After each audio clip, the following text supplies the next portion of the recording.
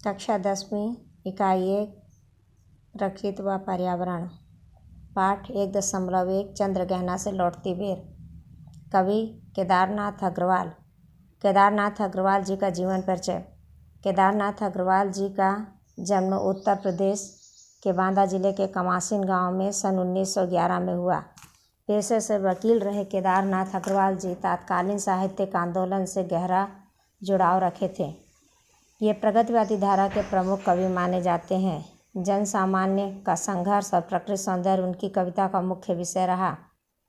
नींद के बादल, युग की गंगा, फूल नहीं रंग बोलते, पंख और पतवार तथा कहे केदार खरी खरी आदि उनकी प्रमुख काव्य कृतियाँ हैं। उन्हें सोवियत लैंड नेहरू पुरस्कार और साहित्यिक अकादमिक पुरस्कार से सम्मानित किया गया। केदारनाथ अग्रवाल जी के जीवन परिचय से संबंधित दिए गए प्रश्न। प्रश्न पहला, केदारनाथ अग्रवाल जी का जन्म कब और कहाँ हुआ? प्रश्न दूसरा, केदारनाथ अग्रवाल जी किस धारा के प्रमुख कवि माने जाते हैं? प्रश्न तीसरा, जन सामान्य का संघर्ष और प्रकृति सौंदर्य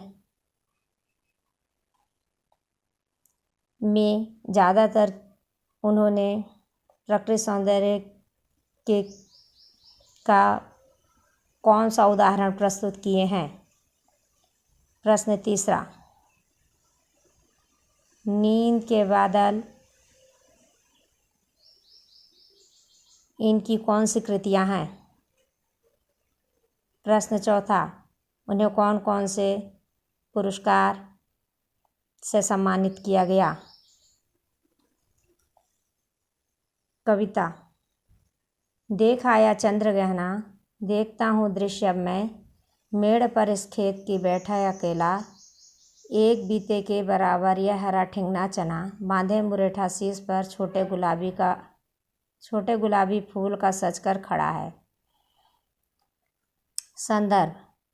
प्रस्तुत पद्यांश हमारी पाठ्य पुस्तक हिंदी कक्षा 10वीं इकाई 1 प्रकृति व पर्यावरण पाठ 1.1 चंद्रगहना से लौटती बेर शीर्षक से लिया गया है।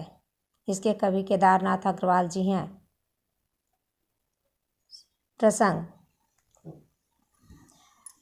इस कविता में चंद्रगहना से लौटती बेर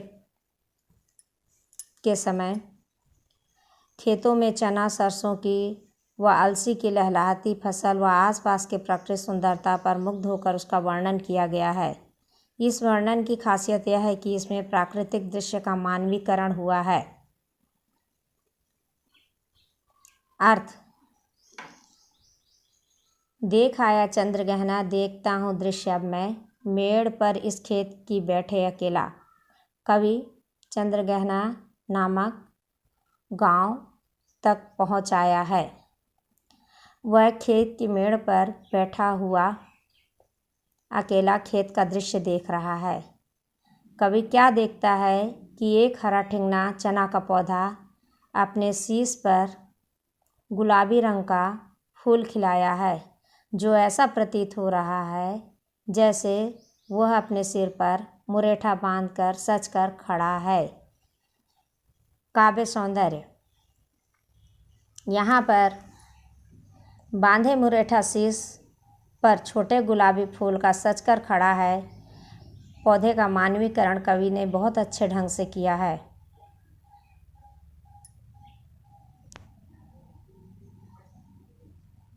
दिए गए कविता में दिए गए प्रश्न। चंद्रगहना नाम है गहने का, गांव का, किसी मिठाई का। सही विकल्प चुनें। प्रश्न दूसरा, कवि कहाँ पर अकेला बैठा था?